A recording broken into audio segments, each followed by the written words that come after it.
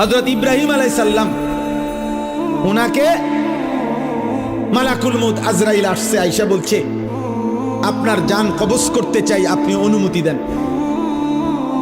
হাদিসের মধ্যে আছে প্রত্যেক নবীকে মৃত্যুর পূর্বে মালাকুল মউত জানায়, অনুমতি চায়। অনুমতি না নিয়ে কোনো নবীর জান কবজ করা হয় নাই।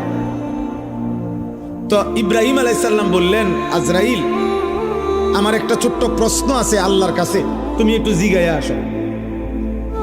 যাও তুমি জিগাও। তো আজরাইল মালাকুল মউত বলছে আচ্ছা বলেন। তো তুমি গিয়া বলবা আল্লাহর কাছে, আয়াকবিজুল খলিল রুহা খলিলিহি, আল্লাহকে জিজ্ঞাসা করবা গিয়া যে ইব্রাহিম জানতে চাইছে কোন বন্ধু কি বন্ধুর জান কবজ করে? বন্ধু বুঝি বন্ধুরে মেরে এলা? আমি না আপনার বন্ধু?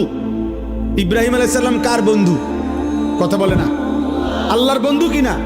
তো ইব্রাহিম আলাইহিস সালাম বলতেছে যাও গিয়া জিগাও কি বন্ধু এটা, বন্ধু বন্ধুরে মারতে কয়? বন্ধু বুঝি বন্ধুর জান কবজ করে? সুবহানাল্লাহ। আল্লাহ তাআলা তখন বললেন জিব্রাইল, আরে আজরাইল মালাকুল মউত, তাহলে এক কাজ করো, তোমারে আমি আরেকটা প্রশ্ন করতেছি ইব্রাহিমকে বলার জন্য, তুমি হেঁটে গিয়া কও, যাও আবার যাও। তো মালাকুল মউত আইসা